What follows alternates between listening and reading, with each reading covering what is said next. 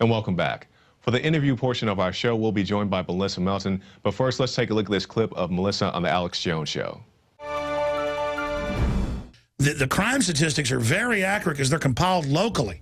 And then they're cross-referenced by a lot of different universities and others. But the uniform crime statistics, go over these for people. Well, these statistics come from 18,000 law enforcement agencies across the whole country. And you're talking city, college, county, state, tribal, federal agencies all over. So 18,000, they compile this data every single year. And they've been putting it up. And it's from court records. It's all filed, the arrest, what was reported. They report it to the FBI through their reporting system that they've had for many decades. And so you got 18,000 groups that can cross-check their info. It's been found to be some of the most accurate numbers out there. This is what everybody uses. This is our most consistent crime data that we have in this country. It comes from these numbers. In fact, if they do anything, they've been caught inflating it to get money. So it's probably even lower than what they're saying, but go over it. Well, okay, so what they have up right now is from 1992, and if you use the basic calculation for percentages, you'll see that violent crime, we'll start with that, has been cut in half since 1992.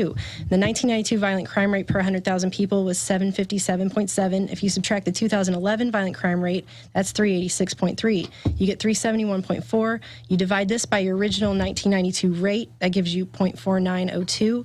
Multiply that out to find your percentage, and you're going to have a decrease of 49.02% in violent crime between 1992 and 2011. Incredible. And the murder rate shows actually the same decrease from 1992 to 2011. In 1992, the rate was 9.3. In 2011, it fell to 4.7.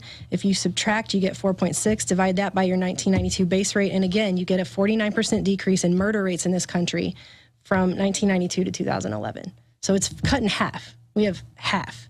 And actually, all the major crime categories that the FBI does collects all this data for have dropped significantly between 1992 and 2011. As you can see here, I've got all the numbers up there. Every single one of those numbers has dropped.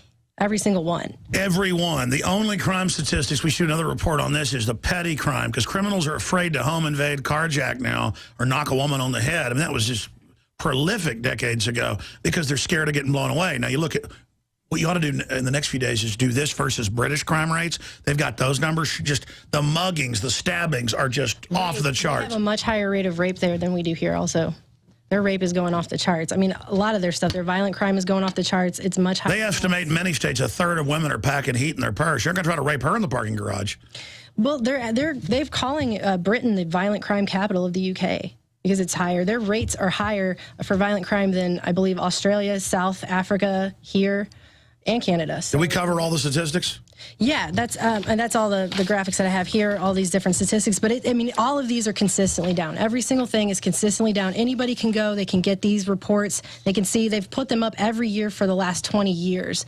So they can go to the FBI. They can download all of it. They can download it for their state. They can look at all of this different information right down. And then you can double check. Let's say you live in Fresno, California, or let's say you live in look at your specific city, and you can Clearwater, Florida. You can go check those numbers. Exactly. Check it with the newspaper. For the last 20 years, you can look at that. And they do this every single year. And like I said, this is used every time a criminal justice study is done. It's pretty much used. Every class I had in grad school, we use this data because this is the most consistent data that we have. And some people like to detract and argue about this data and say, well, crime is underreported. But if anything, I would say this is the... It was underreported then. I mean, there are obviously some unreported crimes, but that's a constant in the pool. A lot of statistics I've read have shown it's more reported now because it's easier to report because the internet... To report. And they let you do it with anonymity, which is unconstitutional. In the past, you had to go face your accuser. Right. And over the years, the FBI has made their system of reporting from these local agencies easier for them to report their data as well and have a much more consistent... Well, everybody knows there's less crime. When I was growing up in Dallas, I remember some weeks when there were like 60-something dead. And because, you know, in the 60s and 70s, everything got real anti-gun, and gun ownership went way down. They were winning their war. Everybody was getting rid of their guns. Crime exploded all over, but then guns came back, and criminals are scared. But any police will tell you that. I mean, look, you home invade in Texas, you're probably going to die. Yeah, I mean, I read a statistic today, and I didn't bring this one in here with me, but assault weapons are only used in, what, 0.6% of all murders? I know. All right, Melissa, we just watched that clip of you on the Alex Jones Show. Welcome. Hi, thanks, Jakari. Well, since I talked about the UCR today, the FBI crime statistics, I thought we would go ahead and take a look at some other crime statistics. Okay. So we're going to start here at first with the Home Office Statistical Bulletin. This is the crime report that comes out of the UK. And this is crime in England and Wales, 2010, 2011. They actually do police recorded crime and then a British crime survey on top of that. And I just want to take a look at some of their rates. We saw how our rates are dropping. Let's see what their rates are doing. We have, see, homicide is up 4%. Right there. We've got rape of a female up 5%, rape of a male up 12%. Right here. Mm-hmm. Burglary is up 14%. And all violence is up 6%. Right. And so it's going up. And actually, there's criticism of this because apparently the former acting head of the Home Office's police research group estimated in 2007 that the BCS was actually underreporting crime by 3 million incidents because they cap the number of crimes that one person can have by 5. So 5 crimes happen to you, that's all you get. So if the 6th crime is you being stabbed or shot, that's it. You're done. Similar to what Larry Pratt said. Exactly. And it says here that if that error is correct, it means that violent crime might actually be at 4.4 million incidences a year, which is an 82% increase in the UK. So their stuff is all over the place. But even if you don't look at our UCR and their report, which is obviously recorded quite differently, this right here comes from UN did a rape report of all rapes happening all over the world. And based on this, their statistics show that we are actually going down consistently over the last 7 years in our rates, while the UK has been consistently going up for the last 4, and their rate of rape is actually higher than ours. Exactly. So we're 5 times bigger, but they have more rape there. And these are the things that you don't hear about from these gun control advocates. They won't say, well, the UK has less gun crime, which is true, but they ignore violent crimes, rapes, muggings, all things such as that. And I see you have more than well, they call the UK the violent crime capital of the Europe because it's got higher rates there than all these other places, South Africa even, Australia even. I mean, it's crazy.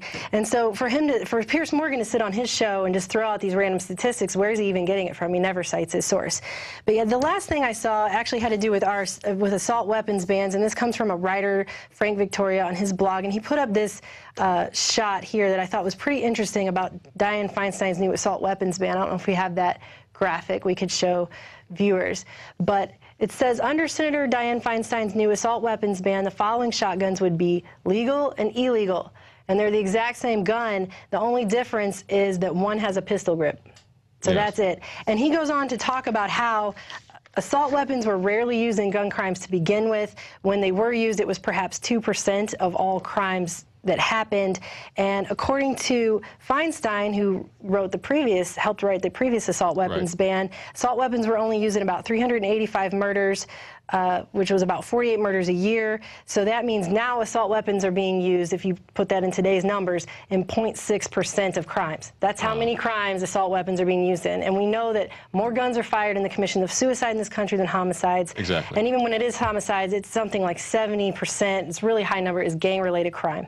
So what they're telling you, they're not giving you the facts. They're just throwing out random things. And we don't know where these statistics are coming from. When these media figureheads come out and when the politicians come out and they throw statistics at people, they seemingly never cite their sources. It seems like they purposely don't cite their sources. And the thing of assault weapon is most people don't even know what assault weapon is. As according to their definition, I say their definition, it could be something as simple as a pistol grip, just like what you showed, what we see right there on the screen. Those are the same gun, just one has a pistol grip. A pistol grip doesn't make the gun. People you can it doesn't. It doesn't change the amount of rounds you can load into your gun. I mean, it doesn't make the gun shoot any faster. It's just a feature of a gun. Well, and the thing is according to the FBI crime statistics, our crime has been going down substantially every year for the last 20 years. And the FBI, unlike some of these other places where people are getting their statistics like think tanks and special interest groups, the FBI isn't lobbying for policy like some of these other groups are that are coming out with their random strange statistics, which we don't know where they got it from. The FBI collects that stuff from 18,000 law enforcement agencies all over the country. They've been doing it for years. So it is the standard in our statistics, and they can't ignore it. And so because they can't ignore it, they go and find all this other stuff and cite that, but they don't tell you the source. They just throw it out there. This many people and that percent and whatever, and they could have made that up 5 minutes ago. Yeah, definitely. Great report, Melissa. Definitely enjoyed hearing that, a continuation of what you did on the Alex Jones Show.